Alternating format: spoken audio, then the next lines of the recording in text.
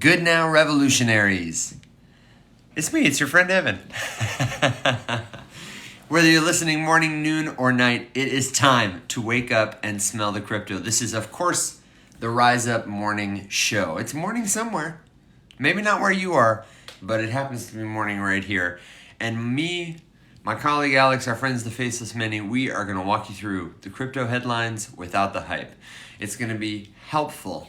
It is going to be happening. It is going to be hopping and bopping to the top of the crypto pops. It'll be a great time. If you've got a crypto question, if you're crypto curious, if you're skeptical, this is a great place for you because we're not going to try and sell you anything. We're not afraid to say we don't know what we don't know. And the goal here is that all of us might have a safe space to ask our questions, learn, and grow together. Or as we say, rise up.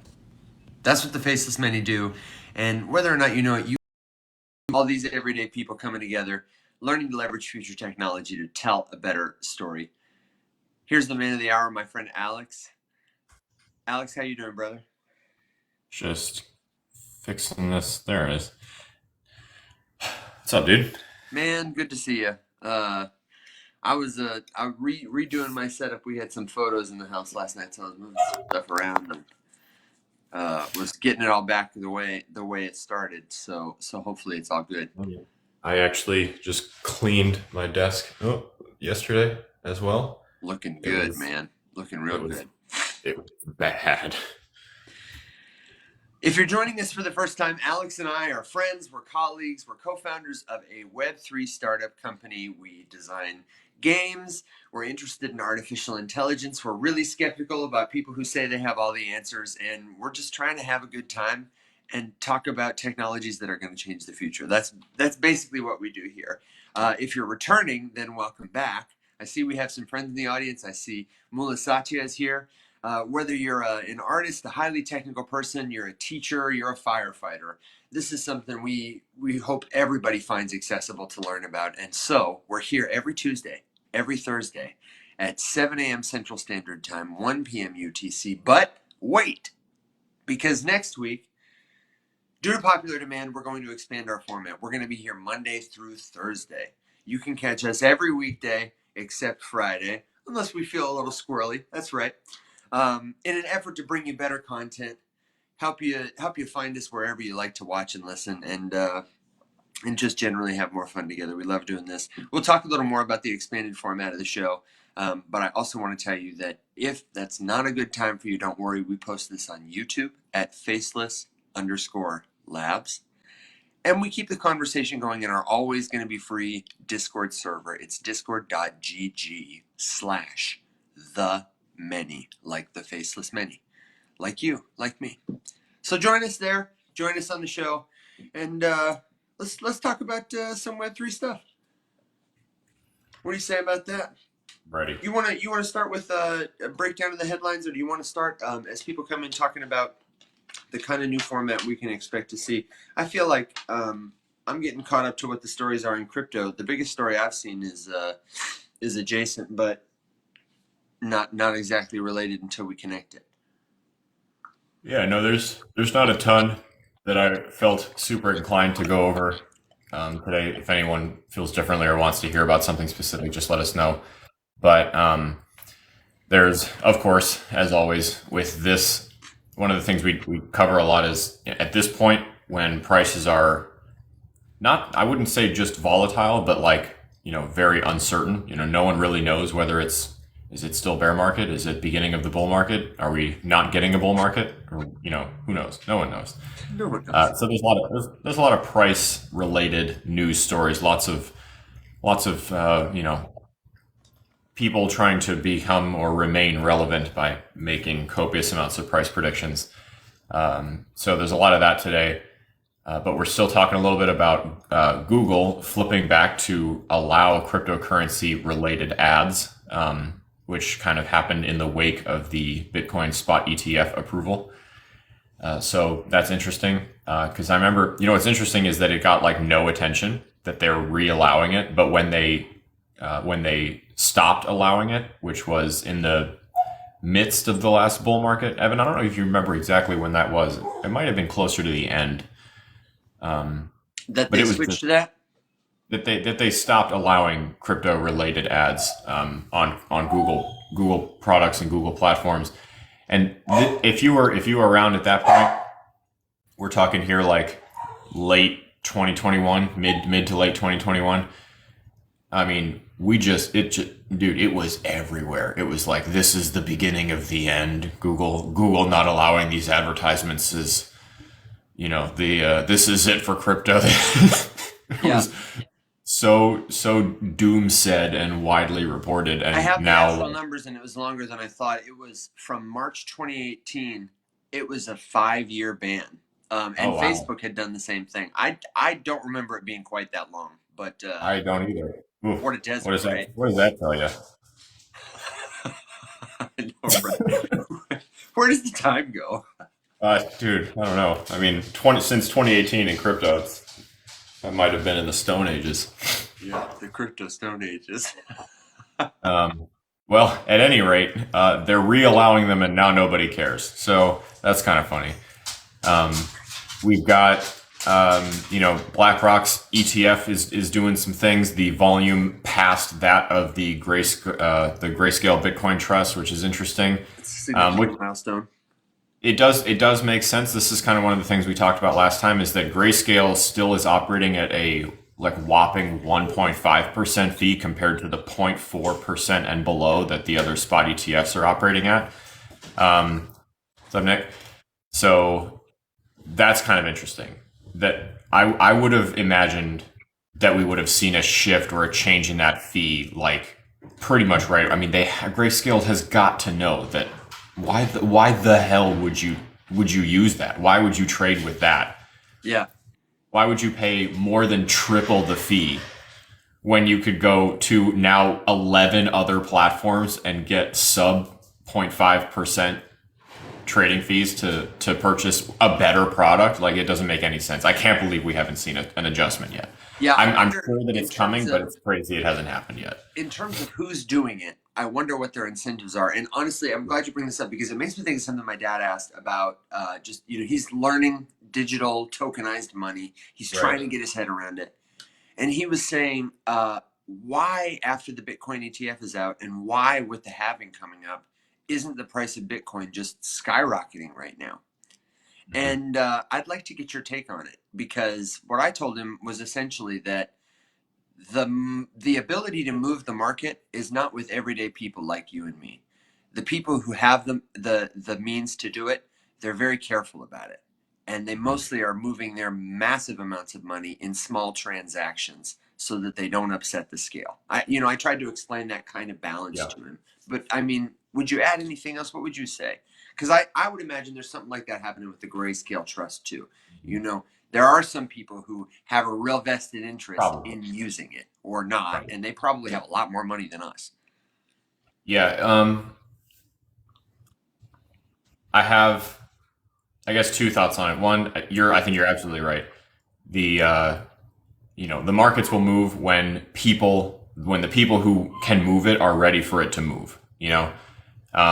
If you wanted a more like in your face, blatant example of that, look at the way that Jamie Dimon talks about Bitcoin all the time. Like, this is a guy that we know, like, it's amazing that he still treats us like the morons that he thinks we are, but we know that he appreciates the value of Bitcoin, that he thinks there's something there. Maybe he's not a maxi, but he at least respects it, and he understands that it is a thing that people hold valuable, that he is interested in.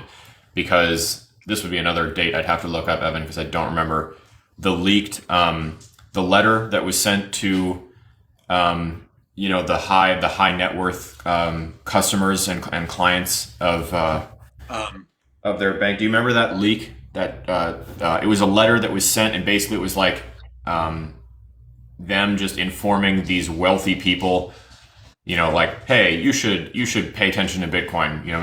Maybe take a look at it. This is probably something that will like be offered by us at some point. And literally on whatever mainstream news media channel he was pontificating from that day, he was talking out of the other side of his mouth, saying exactly what Sam just said. That okay, maybe it's a Ponzi. It's who cares? Whatever. It's not relevant. And then a week later he'll come out and say something positive about it, and then 6 months later he'll be like, nah, And it's just like so obvious that this is when people who need Jamie Dimon to say something about Bitcoin are ready to sell some or ready to buy some. I mean, these are people who have the power to move a market, you know.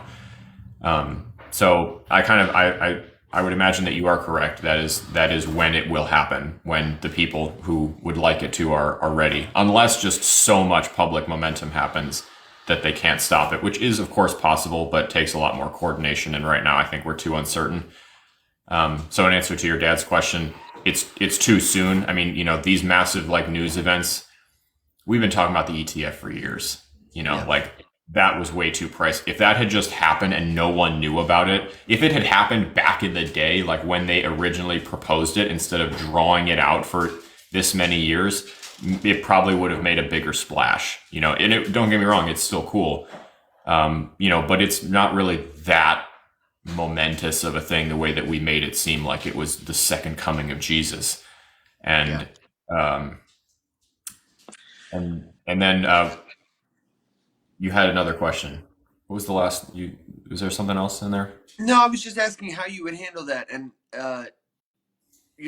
you hit a lot of good notes. I'm sure if you think about it, I have a thought. I have a thought to add. We had some thoughts in the audience. Mula said, "Price is not value. This is a proven, observable economic phenomena." Definitely, we agree there. You know, your example is spot on in terms of news event after news event where this has happened. Look at you Yeah, being a mad scientist with your coffee. Um, appreciating the color. mm-hmm. Appreciate. You look like the kind of guy who would just take a moment to appreciate the color of a beverage, and I don't mean that as an insult, but it kind of sounds like one. What does Miller say here? It relates to the time effect of money, alpha decay, efficient market hypothesis, reflexivity, etc. So I think time effective money is very much what we're talking about here. Like something happens in the market, it's happening far away from us. And the effects of it, the phrase I think of that exemplifies the fact that we live in a time effective money world is trickle down economics. You know, people think about money in the sense of the ripples it will cause far away from where it moves. Um, and I guess the thing that was tough for me, it wasn't tough for me because I am on the other side of the understanding, but it was tough for me to explain to my dad succinctly how the math was the simplest way I could think of it to say, there are people who are automating their trading who have a ton of Bitcoin. That Bitcoin is not as egalitarian as I would like it to be. That Jamie Dimon and all the ETF holders and all the whales who've been accumulating Bitcoin who have believed in it for a long, long, long time. Um, But that yeah, fantasy, I don't think ever had a chance. maybe not in the system we have now. Like the way the world is constructed, the way information moves, the way finance is distributed, maybe not, but That's an interesting talking point that would be, I feel like you could chase almost endlessly, but because I agree, right? Like, you know, the whole story is pitched to you as this like ultimate, you know, egalitarian new money system, cut out the middleman, whatever. But like, it was also free and open and anybody could create a wallet and start to purchase some Bitcoin. So of course, totally open source. if it is as impactful as the people who like it say that it is, no one should be surprised that a couple billionaires are buying a shitload of it because they can afford to buy way more of it than you can. And that, I mean, that tracks, right? And so in that world, the openness and the freeness of the access to Bitcoin becomes, I don't want to say its downfall because I don't think that that's accurate, but like, you know, would be the beginning of the end of its beautiful egalitarian utopian sort of end goal. You know, and I think then, like you said, the barrier becomes just the way that we talk about it, the way that the masses would intake information about it just becomes exactly what Sam just said. Like, oh, don't worry about it. Don't you worry about the man behind the curtain. It's just a pyramid scheme. You know, and Yeah, and like, it almost, to someone like that, to play the devil's advocate, it almost doesn't matter that like this is created by somebody anonymous.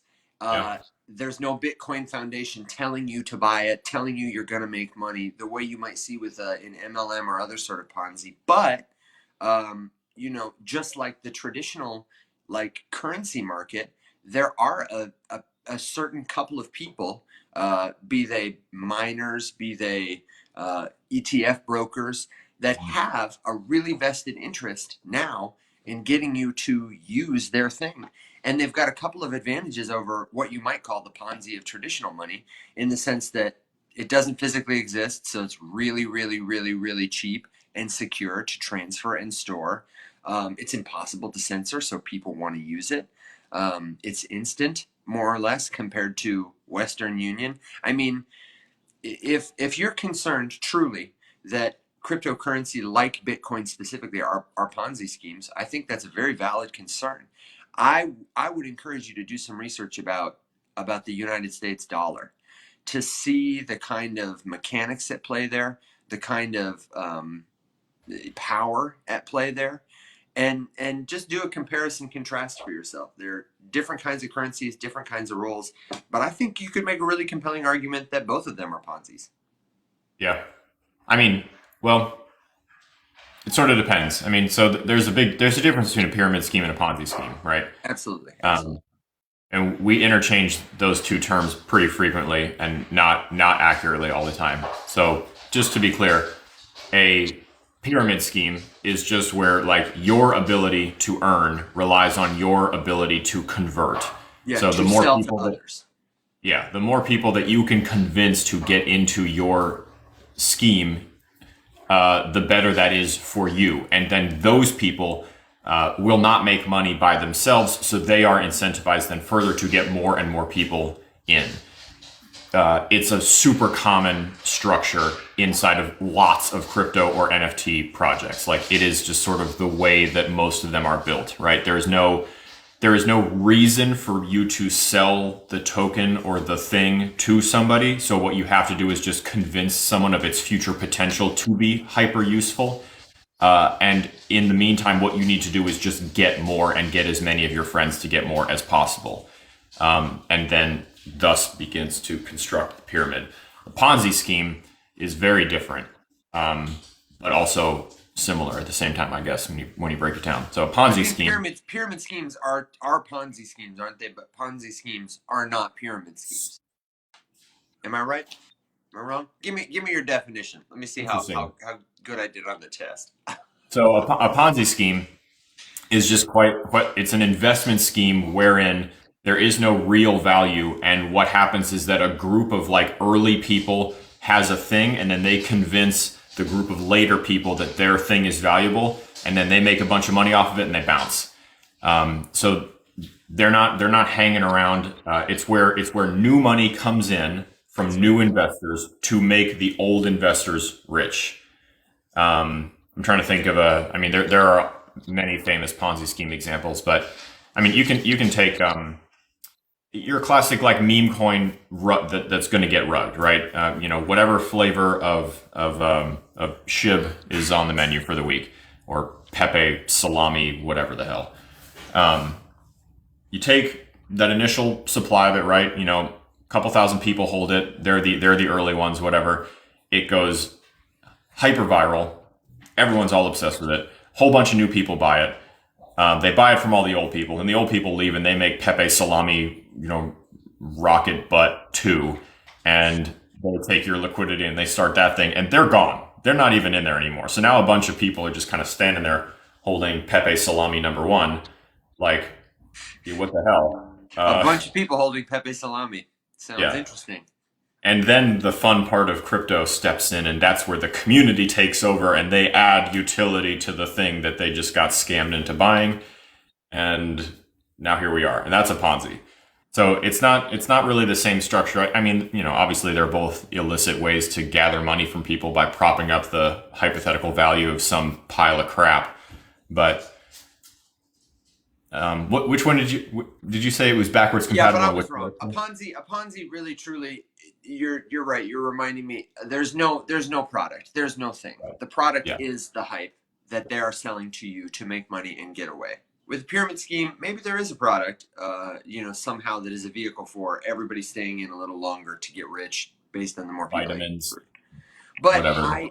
What I said to my dad is, like, I think you could make an argument that Bitcoin is a pyramid scheme in that sense. Not a, I would not call Bitcoin specifically so much of a Ponzi. But what I would say to my dad is, and to be clear, if you're like watching for the first time, and we're Alex and I are both like highly skeptical individuals, but we're both pretty sold on this cryptocurrency thing. Um, Bitcoin, we think is But we're also very accepting of the fact that the vast majority of the crypto space is a pile of garbage meant yeah, to just separate you from your money. absolutely. And what I told my dad was, I said, I I think Bitcoin is going to continue to be valuable in an upward direction as long as people continue to use it and find it valuable. And I said, in the world we live in, where everything's Yeah. going to crap, people are uncertain about their future, they don't trust the government, they are harried by inflation. All of these things that the technology of Bitcoin actually addresses in a, I won't say perfect way, but a pretty solid, meaningful way that's A easy to better way. access in the world of the internet. I was like, Mhm. unless that changes, unless something significant changes, then I like I will continue to believe that the number probably will continue to go up. With mechanics like the halving only ensuring that over time, Yeah. you're tightening a faucet that more and more people want to drink from. Um, so Yeah. it's tough to explain those things though, because if you're Well, just getting in for the first time, you're like, well, why isn't the price going up? If that's true, why isn't it everybody buying it all the time? so yeah, because I've made the case too that even if Bitcoin was never widely accepted, even if no one ever accepted it as legal tender for a valid exchange, if no bank ever sold a product, if the ETFs never existed, if everyone on the planet didn't all of a sudden decide that they wanted some whatever, even if it just was what it's always going to be valuable because it's just a cool collectible, if Yeah, nothing else, right? Like it is a momentous piece of digital technology where you can actually own unique digital property, and that's really cool. So, regardless if 20 nerds think it's cool and that's it, it's going to be valuable to those people, and it's going to become, and this is assuming the worst case scenario, in my opinion, where sure. no one's allowed to use it. It's really hard to do. Everyone's like, no, you can't buy anything with it. These big exchanges don't sell it anymore, and you got to go back to the olden days where you have to email some guy in Timbuktu to get your Bitcoin. Then it's still going to be valuable, and it's going to be one of those like ultra niche collectibles where like, oh, you really want like a little slice of it, and maybe it's worth less than it's theoretically proposed to be worth someday, $10 million per Bitcoin or whatever, you know. But it's still there, like like antique trading cards or old sports memorabilia or something. Like someone finds it valuable, and that's ultimately what matters. But honestly, to put that in perspective in terms of like what would happen to cause that, I would say number one, the first thing that would happen to A cause lot. that is like a global infrastructure collapse where like power Yeah. and the internet aren't available to most people in most places, which would create a lot bigger problems than I can't spend my Bitcoin. I think it would also like create demand for something like Bitcoin, which can, oh, look, he's in his chair, which can even be used offline.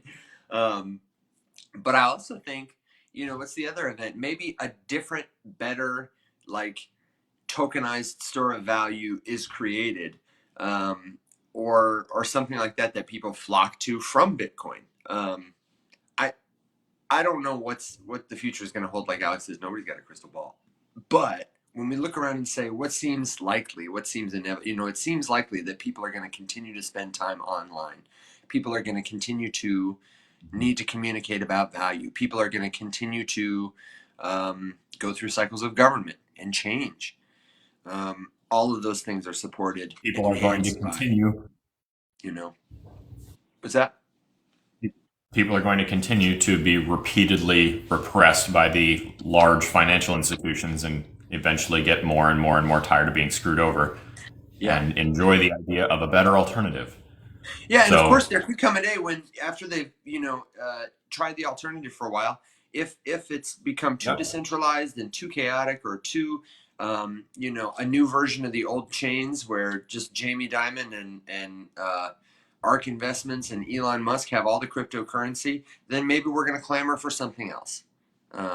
Swing back in the other direction. I don't know. Could you imagine? Uh, He's already got all the currency though, doesn't he? Well, I mean, think we've talked about this before too. An interesting possibility that is born of Web3 of the whole crypto thing is, let's take Bitcoin for example. It let's say it does everything that we ever want it to do, and everyone finds it hyper valuable. Whatever, we go to this future where everybody wants it, but the billionaires own pretty much all of it, and there's like 3% of it floating around that the rest of us are scraping and squabbling after. We might look at that and say this is now too centralized, and it's just a bunch of trillionaires trading back and forth to each other. So we have an infinite number of reset buttons to just as a small people make another one, put it out there, and start using it instead. And Yeah. that's where community adoption of a thing becomes more likely, and then maybe that one starts to, and you can do that an endless amount of times. Yeah. And thanks to the power of blockchain, you can always see like how much of the old one someone actually had and replace it with whatever the new thing is that now the billionaires don't own the whole supply of, or whatever. Or someone is going to smart contract code a thing to say that, no one wallet can hold more than this amount at a time, and do some weird experiment with a currency that way. Who knows? The possibilities are endless. Yeah, and actually, here's your fun fact for Tuesday. Did you know that that has already happened before, at least once, with Bitcoin specifically? I think it was 2016, in the time of Mt. Gox, etc. There was a significant hack that resulted in a lot of loss on the network, and members of the network voted to undo the effects of the hack. They were able to find the transaction, find the Bitcoin, the data that were moved. And there was a huge argument among the Bitcoin community about whether or not this was something we could do, should do, but they could do it, and they voted that they should do it. And what happened was it split the community. And the people who went with the reset ledger, um, like pre-hack ledger, that's what Bitcoin looks like today. And the offshoot community is what we know today as Bitcoin Cash. That's how Bitcoin Cash was created, for anybody who doesn't know. There's your fun Tuesday tidbit. Ethereum and Ethereum Classic That's is right. a very similar origin story. Yeah, and I'm sure there are like, I don't know, there are lots of them. It's not a thing that's unique to Bitcoin. It's a feature, not a bug. Um, and it's interesting. Alex, I remember you saying a lot. People are probably not ready for the responsibilities of governance. Just like Alex is probably really not ready Yeah. to have a remote control that he can play with his camera with. But if I had that, I would be like doing like boop, boop, boop, boop. It's nice, but sometimes it doesn't go the way I want it to go. There we go. Yeah, no, Mullah's I telling think me we Bitcoin saw a Cash lot of wanted that to too. increase Like the that was block like, size. It was the block wars. Then what's the one I'm thinking of? If not Bitcoin Cash, there's let me look this up.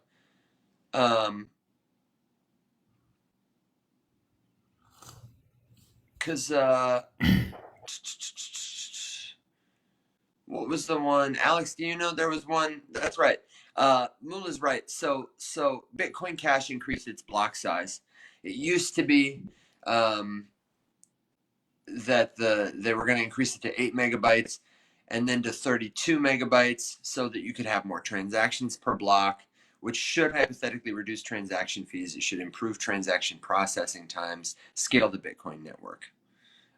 Oh yeah, there was also a 0 or decimal point bug at some point. But what the hell am I thinking of where there was a significant hack and a lot of money was moved? I really had that as Bitcoin Cash in my memory.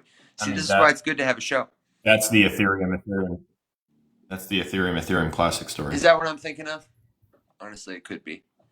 There was the proposal was whether or not to fork and recreate a chain where the exploit didn't happen, or whether to eat the loss and continue on, and that's the split between the two. Alex, I wonder if you might, we teased it at the beginning.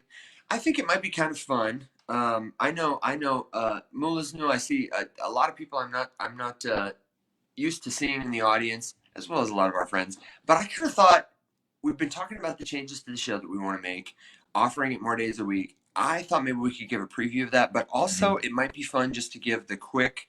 We're talking about cryptocurrency, we're talking about Bitcoin, but why are we here? Who are we? What are we interested in? Our abbreviated bios, so that we can set the table for that. Do you think that's cool? Or do you have another thought? I would love to return to one news story later, but I won't tease it now. Okay. Yeah. Full send. Full send. Okay, great. Alex and I told you at the start of the show, we're friends who met online doing this kind of thing, creating content together. And in 2020 or 2021, our cryptocurrency interest led us to a place online where the Faceless Many gathered. Our friend Mac Lorden one day said to his wife, "I'm just one of the Faceless Many trying to take on the big banks," and started an online community. Alex, myself, some of our friends became the early folks to populate the chat rooms, and it was a great kind of place on the internet where nobody was going to really try and sell you anything. Everybody was sharing what they knew, and we were learning and growing together. That became Faceless Labs, the community of the Faceless Many, the story of the Faceless Many expanded. And for me personally, I came to that story for the same reasons that I came to cryptocurrency several years ago, just a desire to do what I could to give back more than I took from the world, to be part of a change that would benefit the many, all the people of the earth. I truly see cryptocurrency that way, as a technology that will be so much more than money, that will be so much more than JPEGs, the way your smartphone does so much more than phone calls. I believe it offers a tremendous hope for humans of all shades, whether you're a technical person, whether you're an artist, whether you're a grandma or a grandchild, a firefighter or a librarian. You don't have to be nerds about it like us, but all of us can understand ways this technology and other future technology like artificial intelligence, cybersecurity tech can help us live better, richer lives in ways beyond money. So that's me. I like spending time in the forest. I'm a first career actor. I occasionally play music here in Memphis, Tennessee, where I live. I love to go on walks. I have a partner named Kimberly, and I have two fun dogs named Ricky and Lucy. And that's about it. I've got long hair and the same glasses as Alex.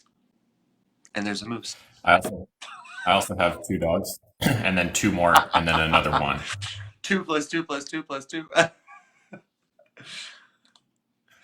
The infinite. Yeah, no, I mean everything that Evan shared.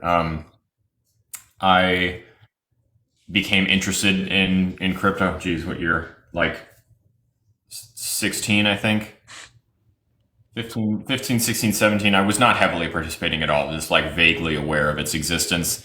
And my first purchase story is a little funny in retrospect. At the time, it seemed great.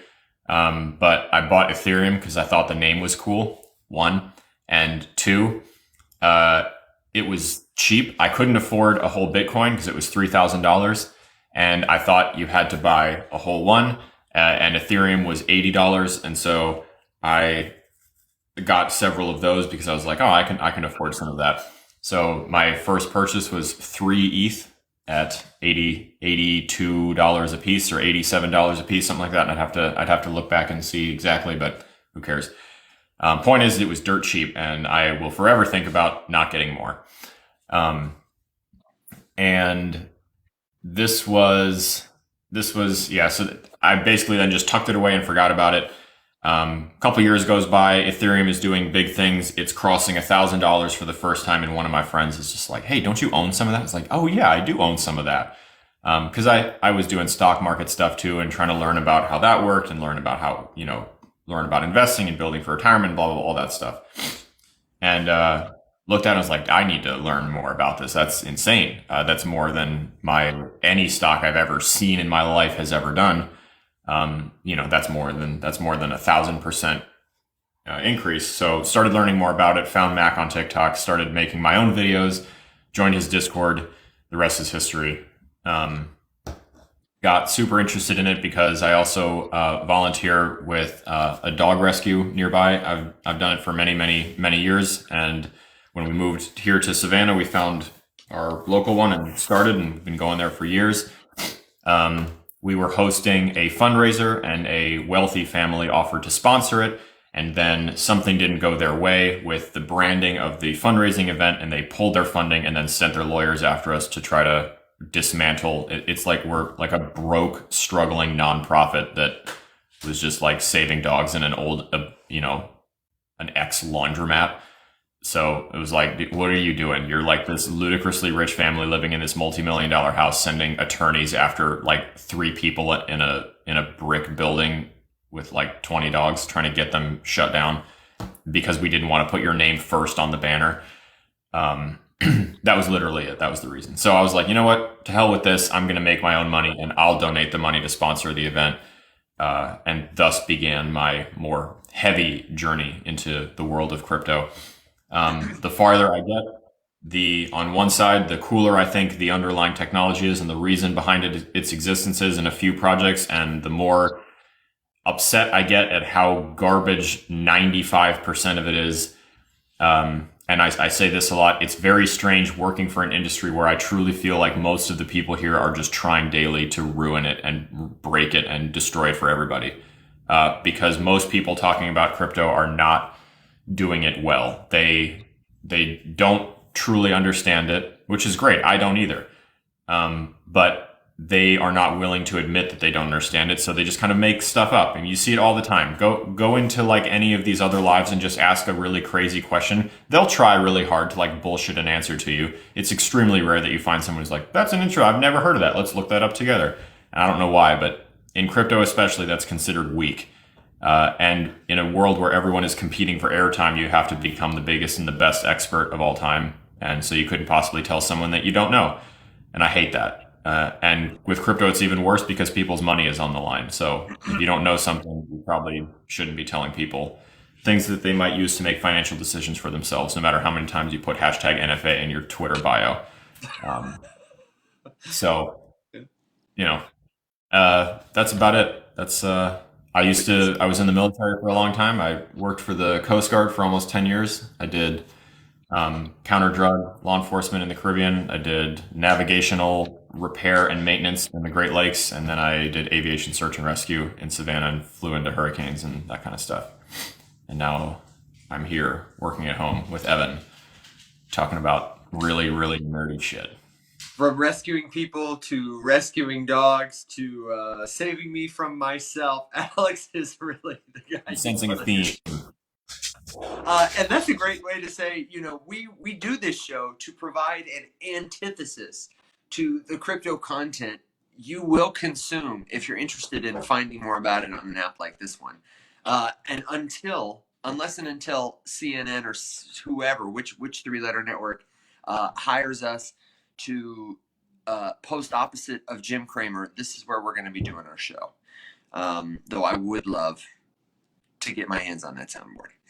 Oh, So what we're absolutely. thinking about is not just giving more people a chance to watch where they tune in, but we were talking about how can we do a format that really supports what our goal is, which is like, we love bringing you the news, we love unpacking the stories, but we want to figure out how new people and old people, meaning whether you just heard about this or you've been doing this a long time, can get value from it.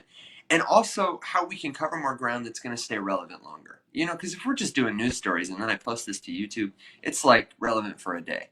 And who knows what's going to come up. Alex and I, as you've seen from this live, we've experienced enough stuff that we've started to forget stuff. And that's not helpful to you when we're just kind of puttering and sputtering around and saying, oh, yeah, you remember when that happened?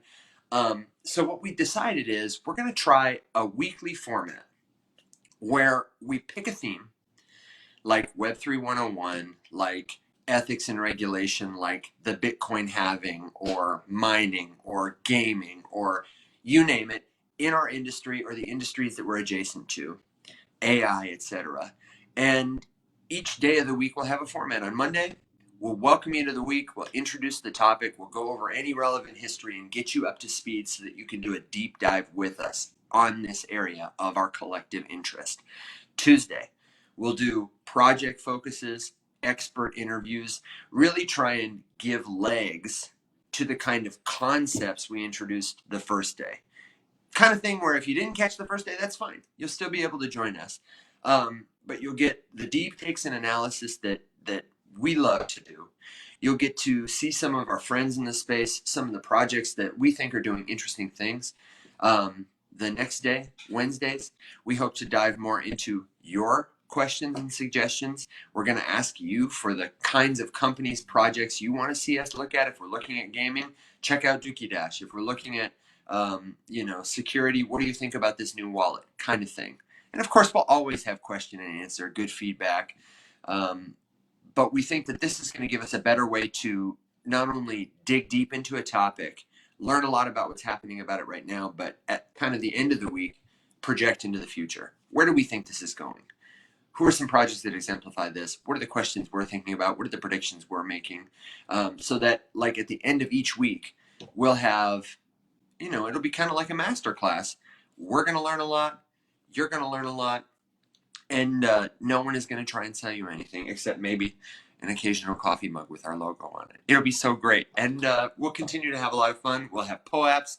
We hope to do some kind of questing and giveaways, making it, fun and exciting, an educational journey. And we were talking about starting back to basics with Web3 101 next week. And I see there are a couple of comments coming through. So, Alex, did you want to add anything to that? Did I set the table okay? Yeah, I think so. There's no. I love it. Tori says, I think it's a great idea. Oh, I'm glad to hear it, Tori.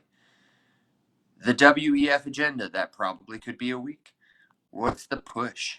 I don't know. What's the push? The push is we want to reach more people. We want to be more valuable in terms of have more fun for us, have more fun for you. People who join us on YouTube later, we'll give them more of a reason to watch. And to be fair, we'll still do news headlines. We're going to start the show. We'll be briefer with it. We'll hit you with what's happening. If nothing's really happening, we'll get up. And if something's happening, we'll talk it's not that not that we won't take a question on any other day either. Oh my God, absolutely. There's always flexibility to flow in the direction of whatever's interesting.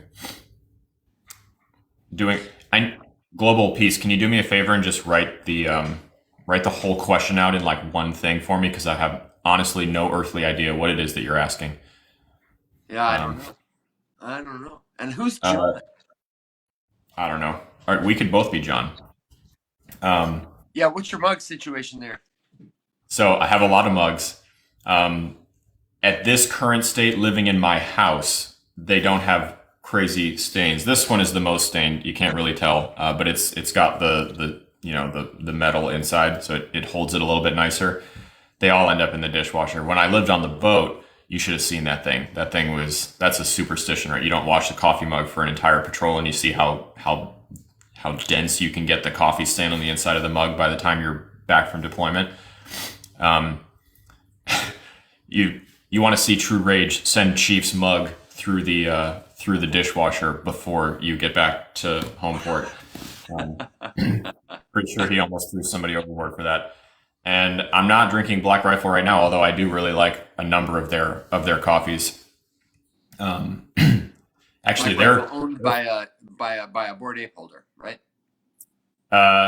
Not owned by. He's one of the founders, and he still holds a very prominent position at the company. It's a veteran-owned coffee company. They make actually pretty good coffee.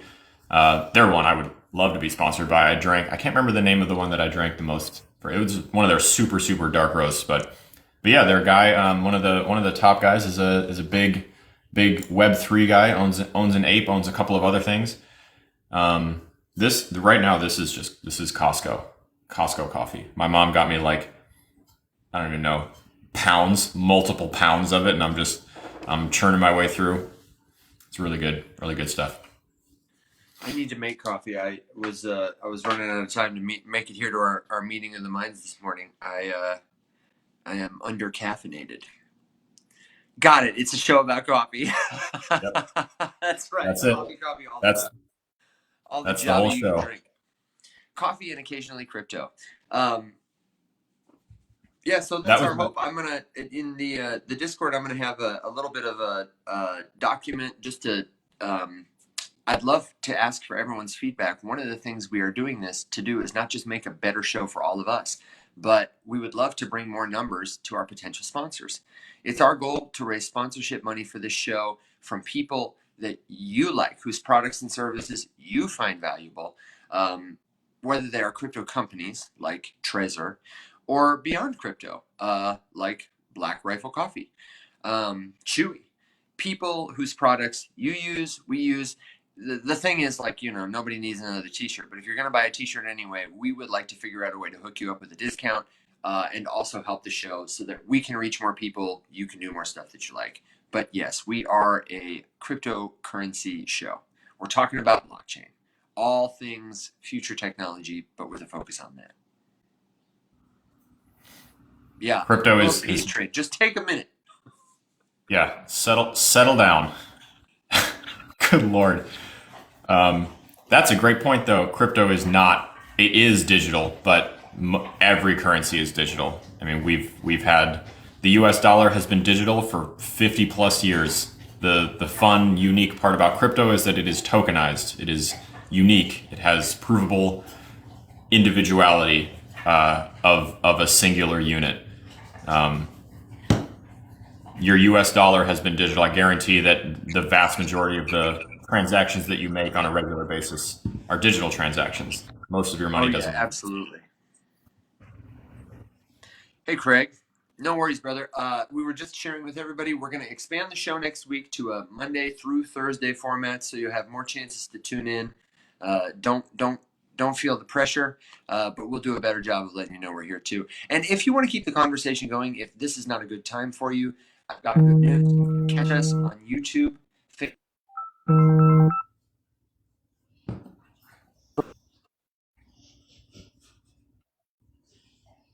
Rip. Almost every day. It's discord.gg/the many. So join us. Rise up. That's what I say. So peace. So global peace train. Let me talk to you for a second because I think I figured this out. You're upset. Obviously, you're quite upset. Um, None of that is my fault. So calm down. I'm also not thrilled with the overall state of the world. If you'd like to have a session where we just rant and rave and yell at people about how big global problems are, there's a time and a place for that. Not everyone who's sitting here right now wants to listen to all of us, complain about the world. If Although that's, TikTok did give me a notification that says learn more about U.S. elections. So I did get that one as well.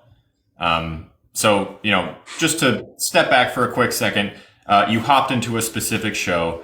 You immediately started yelling at people about things that you're upset about, which is fine. You're clearly a passionate person. But, don't bogart the airwaves with your ire just for no reason. Okay. We get it. I'm happy that you are so passionate, but settle down. All right.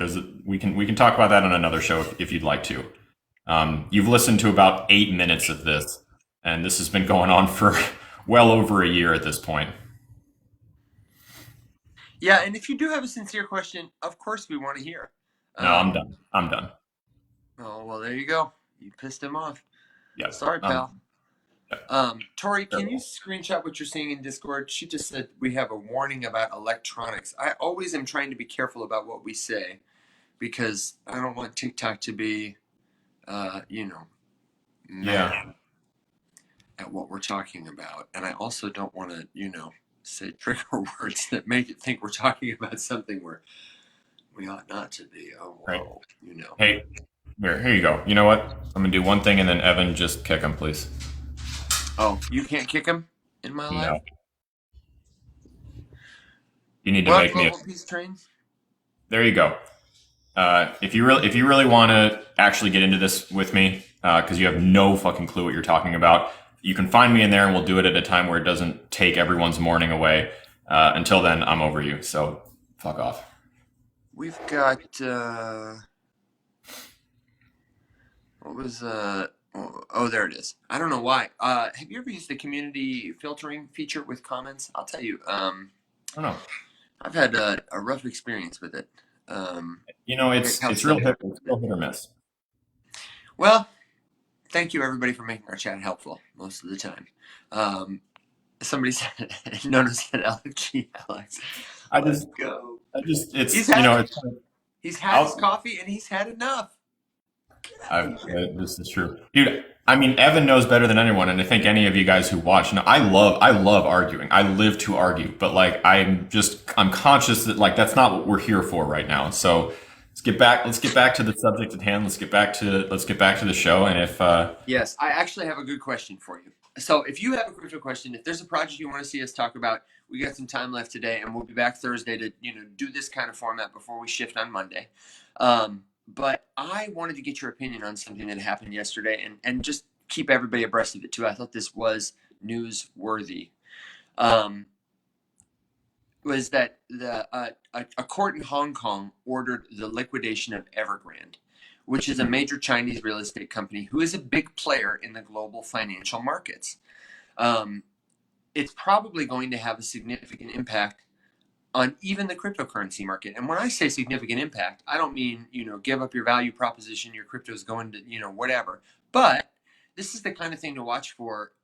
They say buy the rumor, sell the news. This is the kind of event to be paying attention to because enough people will be affected by it in enough places that you should have a strategy for how to proceed. Um, and of course, we don't want to advise you because we don't know you on what that strategy should be.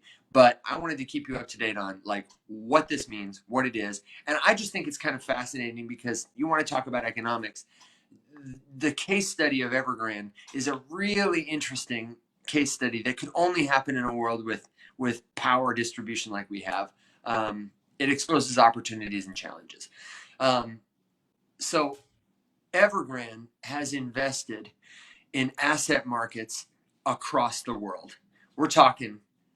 I don't know if it's a hundreds of billions. I don't know if it's a trillions of thing. Um, but it affects credit markets. It definitely affects real estate. And what is likely to happen is now that they're going to have to liquidate, liquidity wherever they're invested could become quite scarce, which is going to cause other people to want to liquidate their assets. It could cause a sort of cascading effect across different markets. Um, and I would say, Alex, I'd like your take on it, but I'm interested to see um, where this is going to happen in like Tether. Um, we've been talking for a long time about Tether, the stablecoin. It's the most used stablecoin, the most traded cryptocurrency by volume. And it is a significant player when you're talking about crypto market liquidity. You're talking about Tether. You're talking about stablecoins, but you're specifically talking about Tether. And they have claimed that they don't hold any kind of obligation to Evergrande on paper. But depending on what kind of assets Evergrande has to move, I don't think it's unlikely that they've got a lot of crypto and they probably have a lot of Tether. Um, and so, while there are those kind of bigger, broader implications, China's a leading global economy. I think for crypto, I'm looking at Tether. I'm interested to see what happens. Um, do you think it's a big deal? Do you have anything else to add? I honestly can't give a ton more context than that because it's I, not my area of expertise. But I just was wanted just to know gonna if you say, thought. no, I opened up a thing for myself to read about it because you taught me everything I know about it just now. Well, it's something that is a really fascinating case study if you just want to look into it. There is a Evergrande is part of the resource I would recommend to people. It's a little long, but it's a fantastic article with a memorable title. Uh, Chinese potting. I think it's called Walmart, Amazon, Chinese potting soil, and the 34th Amendment. If you just Google an amalgam of those words, you'll find it. It's written by a blogger, a guy called Deep Throat, who claims he used to work for the government. Um, and the way he writes, honestly, he leaves a lot of sources. His claims are easy to verify. He's well sourced, articulate, helpful. Um, he observes a growing phenomenon where companies like Evergrande have all this liquidity they need to move, but they are running out of legitimate ways to do it. So they turn to money laundering.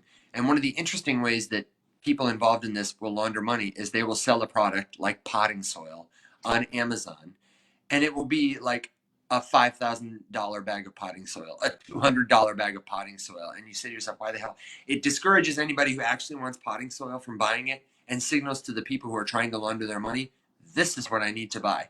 And so there are all these interesting receipts of, products that people buy to launder their money across the globe.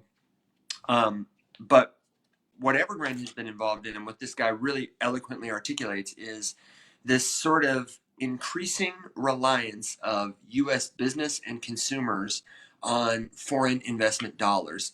And the effects it causes, it's the Walmartization of America. Because businesses like Walmart, businesses like Amazon facilitate and are propped up by all this like global economic activity, they become more powerful. Your local farmers market disappears and you become more dependent on Walmart, which in turn becomes more dependent on whoever is investing in the company. In this case, a lot of foreign money.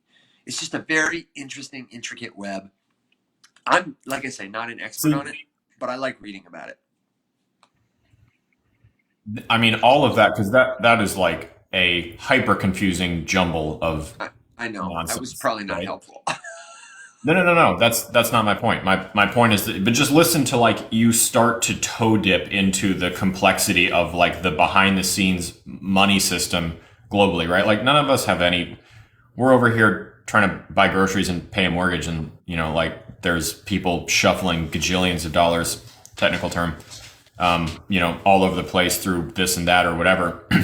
And for me, that is just such a case for the regular everyday people like us who aren't up to some nefarious global money plot all of the time, to just embrace what a blockchain can offer, which is just transparency. It just full frontals all of the money movement in a way that is impossible to hide, and that's the value that I find. I mean, closer to home with a smaller, easier to unpack example, right, would be like campaign finance. So the United States government is a system that basically just campaigns 24/7. These people get elected and they immediately go back on the trail, and no one actually ever does their job. So nothing really impactful ever happens, right? I mean, the classic example, Evan, I don't remember off the top of my head what year Congress was labeled the Do Nothing Congress, but it was a while ago.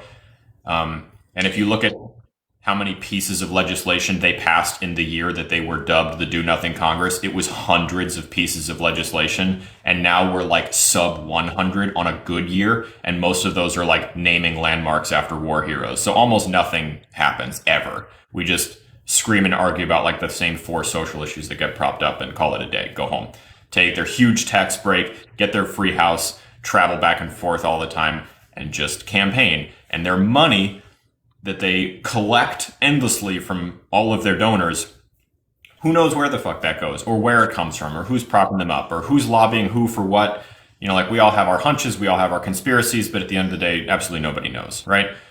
So a blockchain, if you required, and I'm not saying it's a solution for everything ever, right? But how cool would it be if campaign finance was just required to be on a blockchain, on a public ledger? Like every contribution had to be labeled with a to and a from and a how much and a when. And it was just right there, and anybody with a computer could look at it and use it to keep them accountable. The tiniest weird thing happens. I mean, look at Twitter is a great example, right? You've got the Whale Watcher BTC Twitter account, and there's a ton more. Okay. So all of a sudden, you're going to have a ton of people who are able to just like watch this, dig through this, find this, chase that, do this, post this, share this, whatever. And maybe it's so Money Talks Crypto. I'm not saying it's a perfect end all be all solution that will solve everything, but I think the thing that kneecaps us from ever progressing anymore. You can talk about this with social rights. You can talk about this with gun rights. You can talk about it with literally anything, healthcare, you name it. Is just the idea that like we don't ever do anything, every idea that gets proposed, the opponents of that idea will say it's not perfect solution, scrap it and go on to the next one, and then we just never even try anything. I think we need to get over that idea. Blockchain is not a perfect solution that's going to immediately fix every problem in the financial world. It just simply isn't.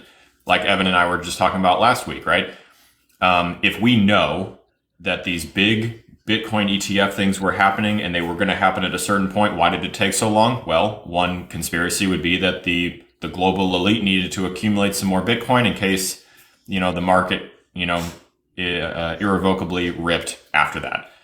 So Right. they were probably buying a shitload of it, scattered on all kinds of the different tiny wallets, right? So it's not impossible to, hide a little bit of what you're doing through tons of different wallet Or at addresses. least The point is, obfuscated. Yeah. yeah. But if you watch someone long enough, you'll find it. That's really all I'm suggesting. I think it would help. I think it's a great use case for the technology, and we don't really have anything to lose because it couldn't get worse than it already is. Nothing is more launderable than the U.S. dollar. It's the most laundered currency on the planet. It is the most illicitly used and trafficked and nefariously and maliciously hoarded and spent currency of all time. And as Tori You know, points out, we can either catastrophize it or, yes, like Alex is suggesting here, think of better ways to use it. What do the models look like? And if they don't work, we just don't adopt them. We fix them. We yeah, move on. It makes me think. Have you ever seen The Producers, Alex? The show or the movie? it it familiar. Haven't it is watched. a great use case for how easy it is in a what I would call traditional status quo financial system to launder money, and how incentivized people are in many business models, not just banks, not just governments, to do something that flops on purpose in order to make more money. Um, this system could hypothetically make it Yep. impossible to, not necessarily, it would make it a lot harder to cook the books, but imminently more easy to Well, discover. to address a couple of these. Yes, money talks. Absolutely right. I mean, we've been complaining about the U.S.'s efforts to suppress access to this tech for years. It's awful, for lack of a better word. Craig, to be fair, it could get much worse with the dollar. My point is that adding the requirement to like ledgerize this stuff is not going to be the thing that makes it any worse. But no, you're absolutely right. It could get much worse. Um, yeah, there's tons of ETPs all over the world that the U.S. just hasn't had. I knew Um, there were a couple. I did not know. I didn't know how long they went back. 2019 doesn't seem like a long time, but it's a good head start if you're moving a lot of money. yeah. Oh yeah. I wonder why Elizabeth Warren is so anti-crypto. I don't know, but my gut says because someone is paying her to be. Hmm. I mean, someone's paying her. Her net worth Yeah, is and insane. probably She doesn't make indirectly. that much money. So someone's paying her to be anti-crypto. I mean, No, because no, listen with to all the her. producers' quotes. Sorry. There's there's two options. One, she's a senile old lady who, like, read a bumper sticker one day and that became her whole personality, which is possible. I think a lot of people in government don't really have a lot going on up there. More likely with just like what her personal net worth is, and this goes for pretty much all of them. Someone's paying her, right? I mean, lobby dollars are powerful, so she's bought and paid for.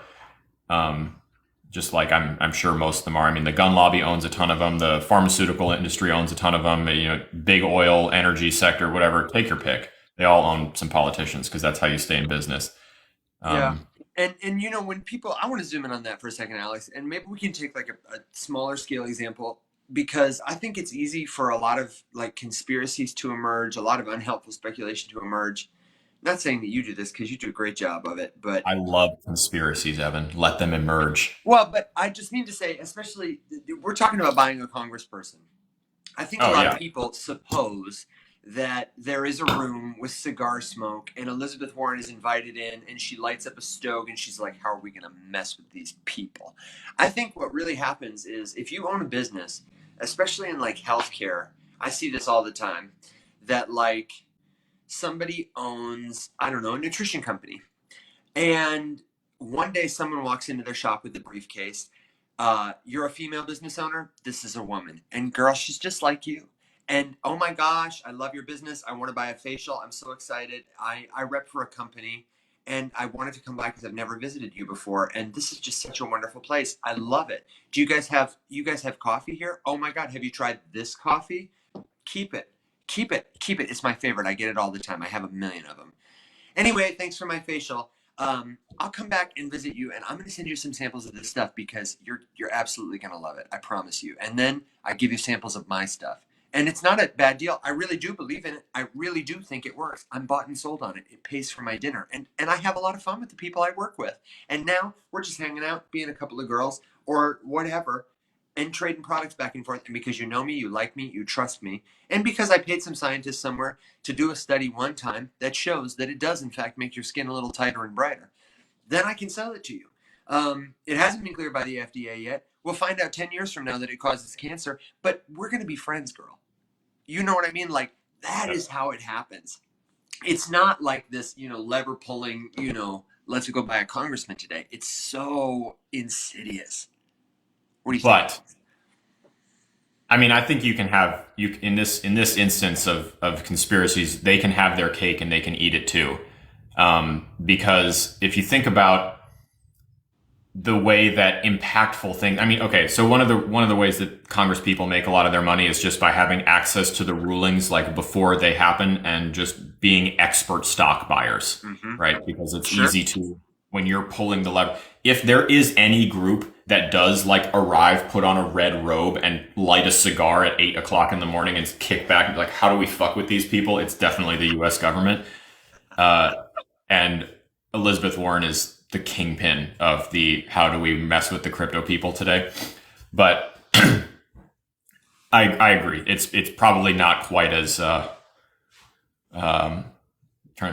would be it's probably not as nefarious as we think. There is probably a CEO employing Nat Gurley who's getting the facial and funding the study who's like, I just want to sell some more friggin' product. And they're doing everything down the line so that, maybe that girl isn't thinking about it, but, the cigar smoker at the top is and is incentivizing that behavior. We do know, I mean, so fun fact, one of the things about me, I was for a very long time like setting myself up to run for office one day. That was like my career plan from when I was itty bitty. I don't know why. Wanted to be in government. Don't anymore. Calm down. Set myself up for that. I have a number of friends who worked, not anymore, in senators' offices, the Michigan State Senate, and the U.S. Senate, Big Senate, Big Daddy Senate. Big Daddy Senate. The way that machine works is that you have people who are elected, usually they're the young ones, that come in and they have grand plans and they've got like a piece of champion legislation that they really want to get passed. And in order to get anyone to like co-sponsor it, because they can't bring it to the floor by themselves, they're never in a position of power. Speaker has to put it on the floor. Senate Majority Leader has to allow a vote to happen, whatever. They got to give up something, right? So they make compromises and all of a sudden extra shit gets put into bills. And then they have to vote yes on this and they have to support this and they have to endorse that and do this. And all of a sudden they're just woven into this web of tit for tat because everyone is just vying to keep control of whatever their district is because they want to get reelected. And then all of a sudden the whole thing just gets lost. So like it is kind of a nefarious machine at the end of the day because they get in there. And even though they may be driven, the machine is not set up for good people to do good work, right? Even if they get in there and they just have the most noble cause and they're going to champion free healthcare for everybody or whatever their thing is, it's impossible to do it that way because there are so many forces against them. And if they want to truly continue to be the people's champion, they have to do things to keep themselves in that office. And then all of a sudden, before you know it, they're playing the game. And once the game is starting to be played, it's not about us anymore. It's all about them. And so that's what happens. Then what do you have to do? Well, if you'd like to run for Senate, it's going to cost you about $10 million. So you need to start fundraising yesterday and you need to be willing to do some shit for it. Think about how many shady deals influencers take to get sponsorship dollars, like I'm prepared to take. And all of a sudden, magnify that by 1,000-fold, and that's what a senator is going to do. Like all of a sudden, you have You have people taking a tremendous amount of money from people they'd rather not be, but all of a sudden now they owe you a favor. So now you got to vote yes on this thing that's going to help this company that just funded your campaign and put you in office. Like it is so, there's no hope, right? Like that's why this idea of like a single politician coming in, and I don't care if it's Donald Trump, I don't care if it's anyone, the idea of like a single person walking into that machine and just thinking, I'm going to blow the whole thing up and drain the swamp or whatever the rally cry is, it's impossible. It would have to be like a coordinated effort of all of us to like make something happen.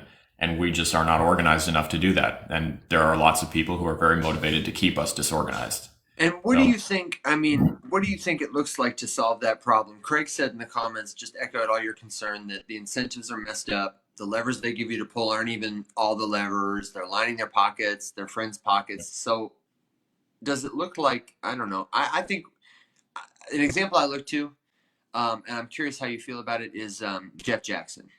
He's, doing a new political thing now, but I really like specifically that Jeff Jackson attempted to subvert power structures by using social media to come directly to people. Brilliant. Whether or not he has good intentions, it totally subverts the thing. Like he has a lot of power now. Yeah. Because there are and what's millions of us interesting, who want to hear what he has to say. If you read his comments, you will find people on both sides of the aisle that appreciate the way that he's doing it. And what's interesting is he's not the first young politician to use social media for that purpose, because people like AOC have been what I would call using social media well, but not the way that he is. It's like totally different. And by comparison, completely ineffectively, right? Yeah. Like her tactic was be relatable. His tactic is like, hey, this is never going to happen. I am going to get fired next week. Let's talk. And it's totally different, right? And then what happened? He didn't get ousted because who knows? But no, that's really my point. Like that's probably the best option that you have, because you can go in there with the best intentions and the machine is just not set up to allow you to exercise your good intentions. And so if you would like to get your good work done, you've got to do the bad things and play the game, and the game inherently sucks. So,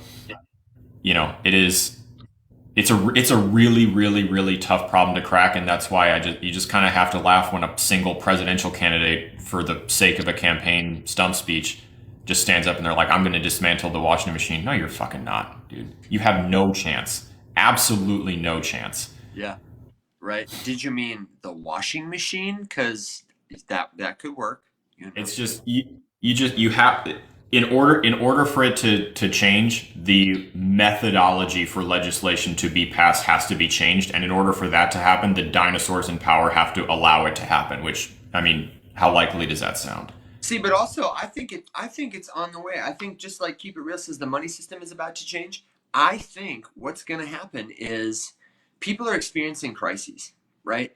And we are talking about it in a managed, safe way, because look, I've got a house.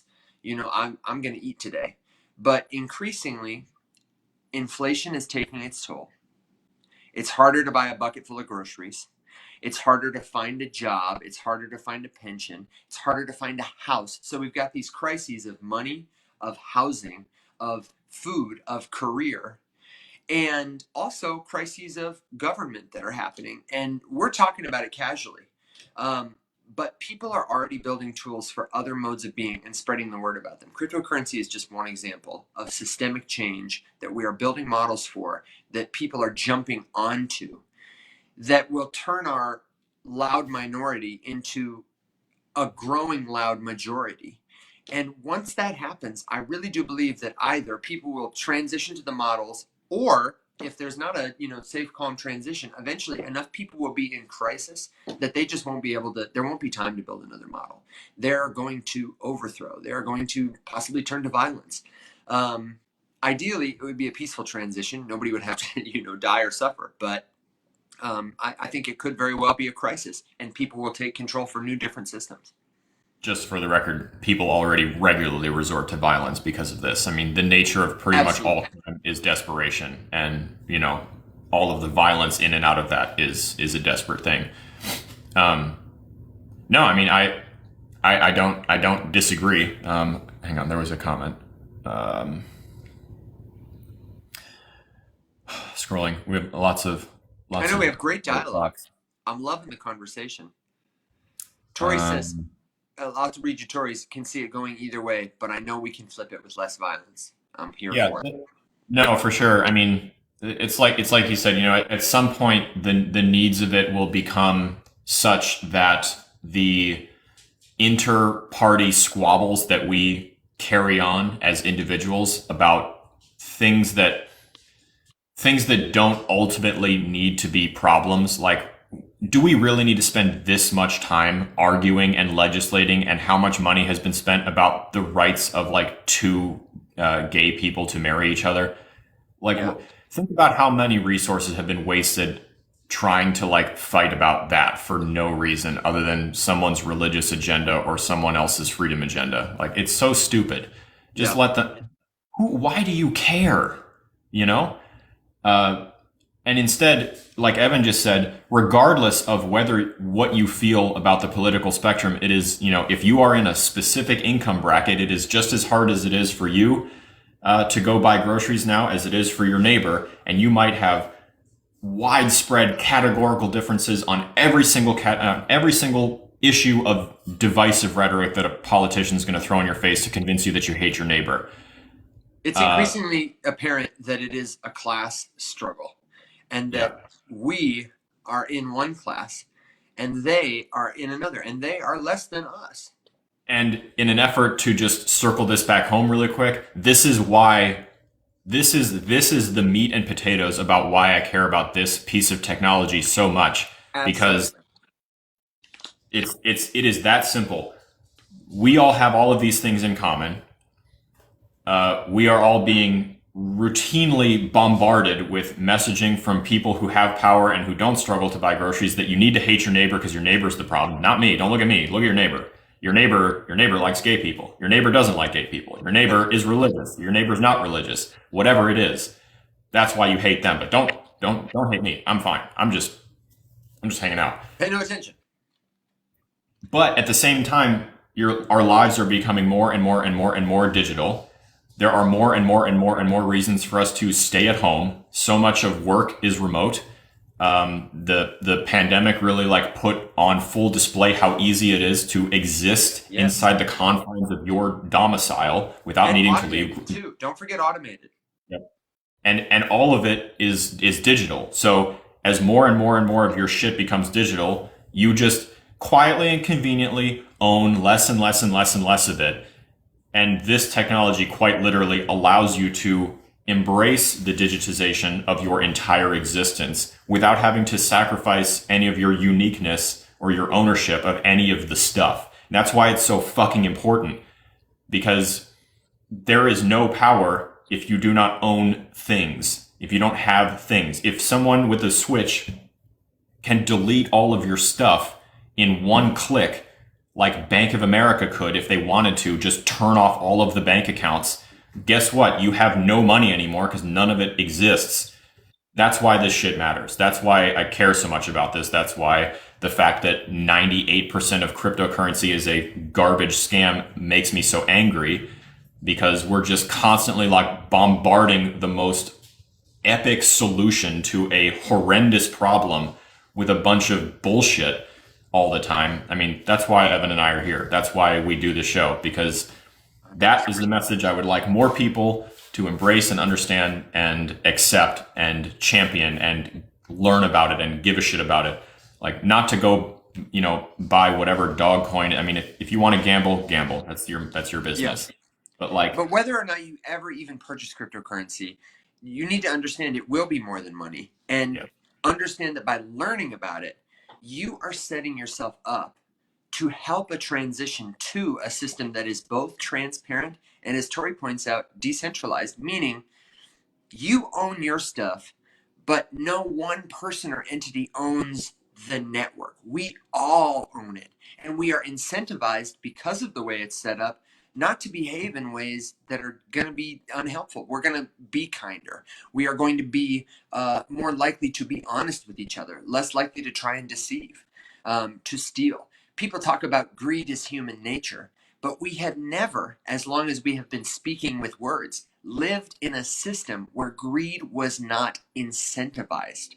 But we are coming to a time. We have the technology to build different incentives and to explore the question, what would happen if our system incentivized the cooperative behaviors that humans, even in times of tragedy, have displayed as often or more than greed, than competition, than scarcity is everything.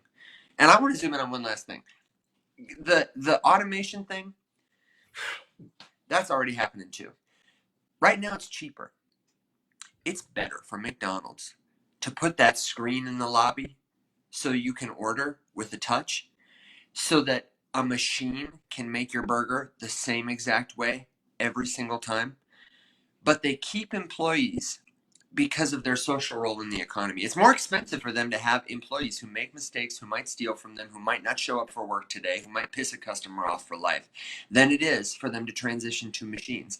And it is becoming more and more expensive for business owners all the time who employ those kind of humans to do jobs where computers can do it better.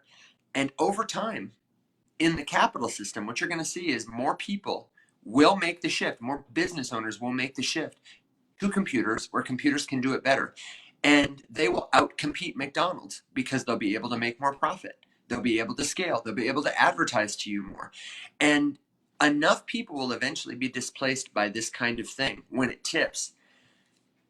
But we won't have a system in place, something like UBI, for example. We may not. To have a way to capture the value the machines produce and distribute it to the people who've been displaced by them. So the other reason we need to implement systems like this is so that we can avoid a tipping point of revolution that is violent when all those people are displaced and have no means for compensation, that they are still reliant on money in the hands of a capitalist when a robot has taken their jobs. It doesn't have to be a catastrophe that robots take our jobs. It could be a great thing in a network where all of us were owners, all of us were participants, where our proof of humanity was used to give us the food we have enough of, the water we have enough of, and we could just do things that we enjoyed. That it's a moment of crisis I'm worried about that is happening now.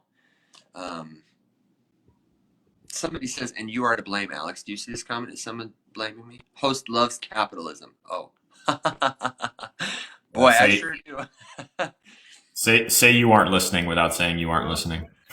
Yeah, I may have misspoken that moment, but I would encourage you to check out some of my content. I was born to love capitalism. You know, I've got the white guy special from the United States upgrade package, and the 2024, like, whatever you call it, booster.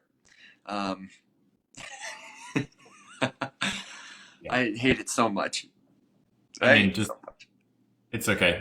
The collector, I know what you're doing. I see it all the time as a vegan, right? Like, you know, it's really hard to converse with people like you because your motivation is to trap, not to converse.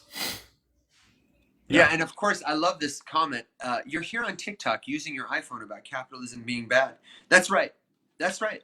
And the other day, I used a plastic water bottle and I threw it away because I have come to the point where I realize that the most important and powerful thing I can do is use my loud, clear voice to hold accountable the people with the power to make real change. The truth is, brother, if I went out and I drank every sip of water from the most plasticky, the most wasteful bottle every day for the rest of my life, and I lived to be 100 years old, the impact I had on the planet would not compare to the impact Coca-Cola is having in the time it has taken me to say this to you. Unless and until we can hold systemically the structures accountable. I'm not saying that doesn't absolve me of accountability. I would love to have an alternative phone. But the system I exist in will not answer to that voice unless and until we design a better system on better values to build a phone that doesn't rely on a battery that somebody has to mine from the Congo. In that time, the best thing I can do is use this phone while I've got it to talk about it. You know, so if you're serious about this, let's talk about it. But no, let's chase this because you know, it's okay. So all of these things are true, collector. So what's the alternative? So Evan, what I'm hearing is that the most helpful thing that we could do is to just throw away literally everything. First, can you please, just for the love of God, spell capitalism right? It's like the fifth time. Just do better. Um, and throw all of it away, which in and of itself would contribute to the landfill problem. So not a great option. And then would just like dig a hole in the woods and what? Just like so hunt all my food. So I'm just gonna take my kid out of school and get my wife to quit her job, and we're gonna go collect rainwater in the woods behind my house. I mean, And like, I mean, let's be honest here. If I'm McDonald's and you are John the Baptist in the wilderness saying, no, no, no, hunt your food, abandon McDonald's, I'm just going to double down. I'm going to say, hey, hunting is hard. It's kind of cold out there. I yeah, won't tell anybody, but I've got a burger you can have for 86 cents when you need it. The incentive for me is not removed. It is made stronger. yeah, no, it's you're fine. Just it's you're funny. It's hilarious. It's just like such a categorically stupid thing to suggest that I just But I whatever. do love the idea of becoming more community sufficient. I do think this person's suggesting some local solutions, and local solutions, I would say, are a huge part of Oh, like the bless you, grand Evan. solution. If people have the proficiency to grow food and capture water, if people have the proficiency to build relationships with their neighbors, instead of like we all go into our houses and we all own cars and we never talk to each other, if instead I know who your children are, you feel you can ask me for a cup of sugar when you need it, we can share resources, then we are becoming less dependent on an extractive system and we are organizing around shared interest and power. Um, Local stuff is absolutely helpful. It's I think probably the only solution to systemic change is to build on a small scale models for what living could look like beyond the No, system. so Evan's doing the Evan things. Like this is you're trolling, of course. Which is it? So in your little fantasy utopia that you're describing right here, where we can all just like move into the woods and hunter gather our way to prosperity forever and homeschool everybody. First of all, homeschool for what? Because it sounds like in this world nothing matters except hunting and gathering. So I guess we don't even need to worry about the homeschooling thing. Um, where does all of this where's all of this hunting gonna just happen? Where's everyone just gonna be suddenly hunting enough of their food? And in this little fantasy world that you have here, we're just gonna go start doing this, not imagining the fact that like all of the wildlife around, especially where I live, is just full of garbage. There's trash on all of the sides of the road. There's constantly people out there picking it up. There's nowhere around, lots of people that I know to just go hunt. All the people in New York City, just like go start hunting for rats.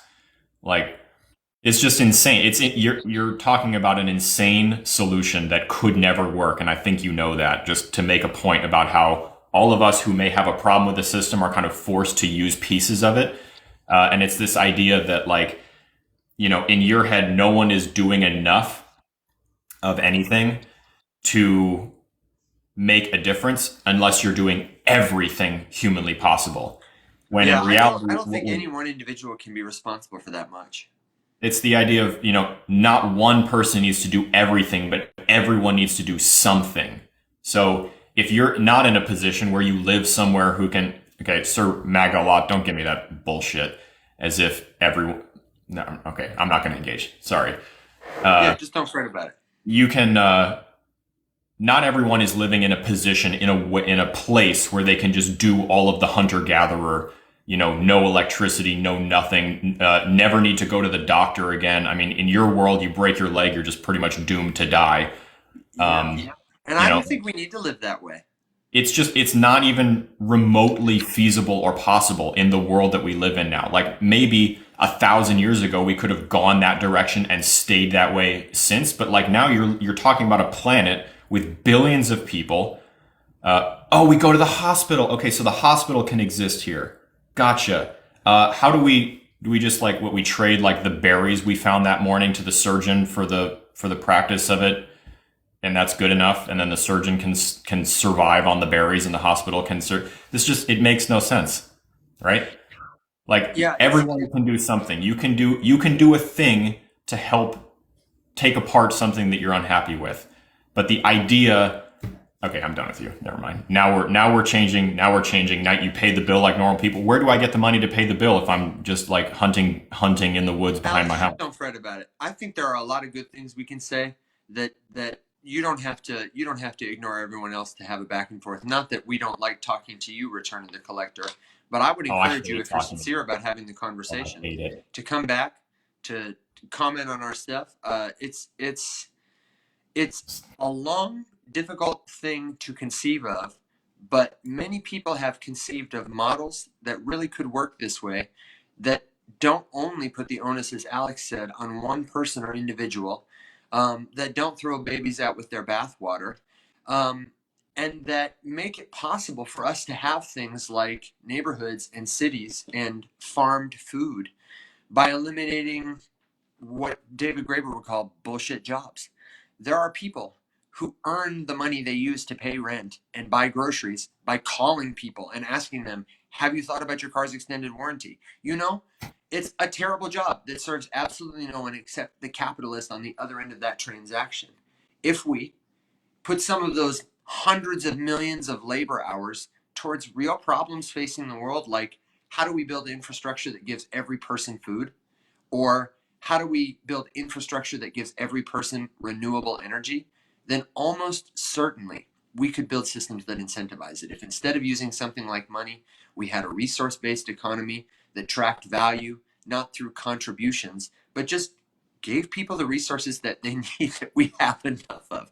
Um, the hardest thing for me, Alex, about having conversations with people like this is we have to break down this assumption that resources are scarce.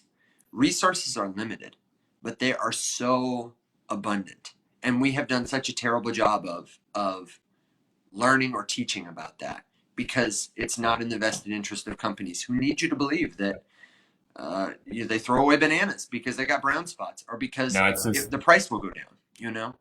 it is funny and ironic that this particular like tailspin of annoying bullshit comes right on the end of the idea that there's like fabricated fights that are just socially engineered by whoever put that in your head to like just keep us all hating each other. And like I literally just fell victim to it after talking about it, because it is like so aggressively in your face, obnoxious, and like ire inspiring. That here we are. Like I just talked about it for 30 minutes, and then like one asshole showed up, and immediately I did the thing, which is happily, I'll admit, I'm a very contentious person. I'll argue. I would love nothing more than to like take an entire dedicated time to just like scream argue at each other with you about how insanely stupid it is to suggest that I just go pick my kid up from school, tell my wife to get off of her computer, we donate our house to just the ether, and just like move into the woods behind. Like Just yeah, lift yourself up by the seat of your pants and fly away just like the Lorax. release my dogs into the wild, send some notes to my kid's school that like, hey, he's not coming back. We're gonna go start homeschooling in the irrigation field behind my house where I'll hunt for squirrels. Um, and like, and there you go. So It's good practice. You it know, is. don't be bothered by it. Learn what we can from it. Let's use it as a teaching moment for ourselves. And like Tori said, that person, that's our friend. Um, Anything that would cause us to see this person who doesn't like gay people, or that person who has 25 children, or that person who whatever as the problem, uh, it's an oversimplification. We have been fooled. Um, it's amazing also how quickly we can go to conflict, or it can be resolved. So listen, Oh, I'll go to conflict immediately every time. man. Alex is constantly just raring to go. He's ready for a fight. Uh, Give me a reason. Give me one reason to say you. Um, I appreciate all the kind comments from everybody. You know that I will say too, Alex, when you're having this fight, as it were, and everybody in our community is so supportive. I think it really goes to show the quality of people and It the really does. diversity of people we've got here. We've got people of all ages. We've got people of plenty of different colors. We got people from all over the world, and all of us are the Faceless Many. And I love that.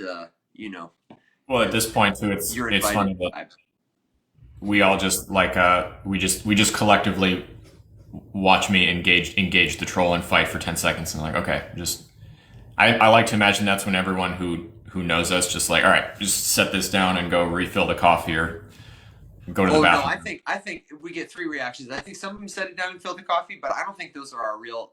I think our real friends are either in the comments like Alex, it's okay, don't give it to him, or they're like, hell yeah, this is what I'm here for, like in the screen. I think people secretly like Oh, it when you get fired up. I think they like it when we get fired up. They just don't want us to do it too much, you know. just a little bit. I gotta do it just a little smidge regularly. Yeah, exactly. Yeah, Tori says it right. We're holding space for you. Tori and I, we've Thank talked you, about this. Tori. Tori and I are like the same person. Uh, just holding down the fort of love. After.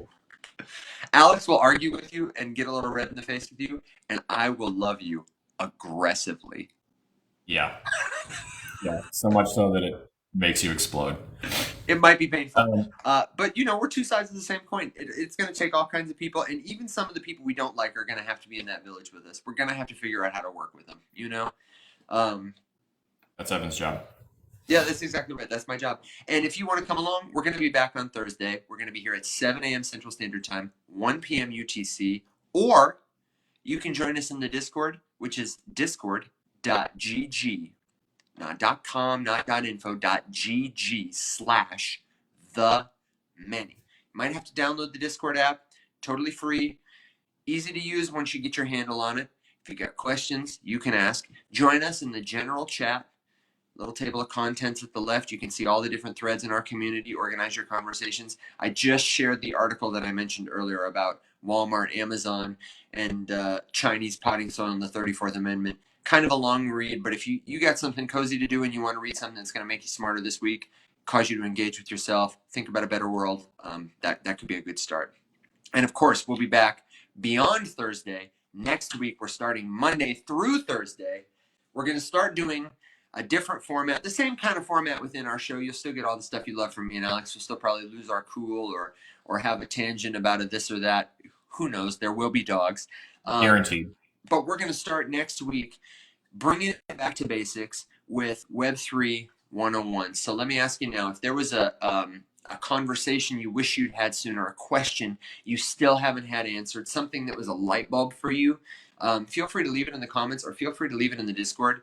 We're gonna take it back to the very beginning and help everybody who might be new get on board with what the hell is Web3, what is blockchain, what is crypto, what is the internet evolving into, and why does it matter to me personally? We'll take you through some examples. We'll talk to some of our friends about it, answer all your questions, and then from there, we'll make that the foundation we build upon. Sometime near April, we'll have a Bitcoin feature focus. We'll talk about Bitcoin, we'll talk about mining, we'll talk about the halving of the Bitcoin supply that is an important mechanic about to occur. We'll talk about what it means to have programmable tokenized money and so much more. So if that sounds like something you want to do, follow us.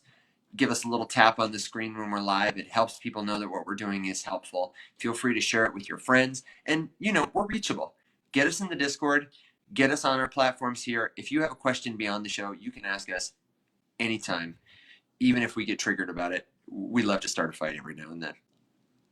But we love to make up too.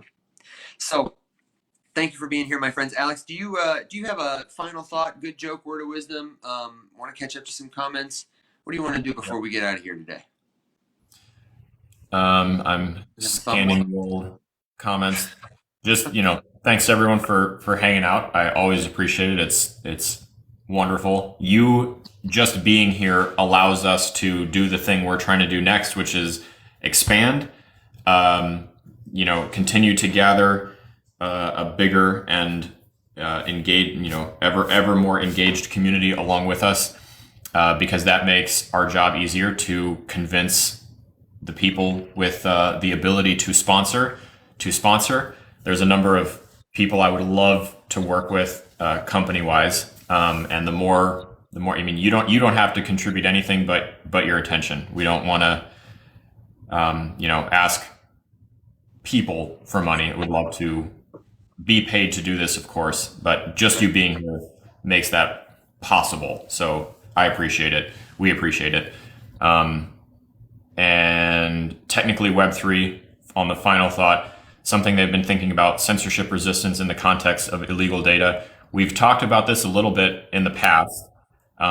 Would love to delve more into it, if you're around on Thursday. I invited Adriano to come back Thursday, and maybe we can make it a topic, because I do think it's a very fascinating dilemma. Sure. How do you censor repugnant things and ensure that can you? Should you? Interesting. Tori, I'll send it to you. We have a number. Evan's working on it. But yeah, for sure. I mean, I just want Chewy to sponsor us. Hey, Chewy, I am your ideal spokesperson. So yeah, he really is. Yeah, Tori, I'm going to put it in the Discord this weekend. It'll just be a list of the folks we've talked to or folks we've considered reaching out to, and we're talking about this is let me tell you this before we go, so you can think about it. We would be interested in any kind of sponsorship that would allow somebody to access a product they care about for cheaper. So like an affiliate sponsorship, that would be great. We would be interested in a direct sponsorship, which is like Chewy gives us $1,000 and we give them like a 60-second commercial. Or, we tattoo their name on Alex's chest, or, work up a version of our logo with them on it. We put them on our Twitter page. Placements. We would also be willing to do guest spots. I think it would be fine. Obviously, we would vet these people, but for somebody to buy a sponsorship spot on our show, if they were going to be a company we aligned with, to do like an interview or something. I don't know. If we had an interview with RF Khan when we were doing the long form podcast on YouTube. He's the CEO of Alethea AI, which is a company you could invest in. But it's a company that, whether or not you do invest in, is at the forefront of like the Web3 AI conversation intersection. They're great for our show, for our user base. That would be a natural fit. If RF wanted to come on our show and we didn't have a slot available and he was like, guys, I'll give you $1,500, I'd be like, we'll do it tomorrow. So it doesn't have to be crypto, could be crypto. And we'd also love to do giveaways. Alex and I have talked about for a long time, it'd be great to do a security focus and then give away a bunch of treasures. Or any number of other things. Could be a big business, could be a small business. We're flexible and open to it all. We want it to be valuable for you, and we want it to line up with the ethos of our show. Until we move to a moneyless economy, we're working on it. Then, we'd like to make this something that can help everybody sustain themselves. For sure. That's what I got, man. I missed all the messages. Do we have... Adriana said that you said treasures. And Jesus, I'm getting a little stiff. Yeah, getting stiff. It's time for my morning walk. I gotta let Ricky take me on a walk. Are you? Have you seen your neighborhood dog? Has he made his appearance? Yeah, he was early today. I thought I saw you looking. It was like 8:15 today. Yeah. Oh man. Well, brother, I'll catch up to you probably. Here in a little while. Everybody else, I'll catch up to you in the Discord or Thursday. Thank you for tuning in wherever you are, whenever you listen. We appreciate you so much. We will be back Thursday, 7 a.m. Central, 1 p.m. UTC. Until then, my friends, as always, rise up.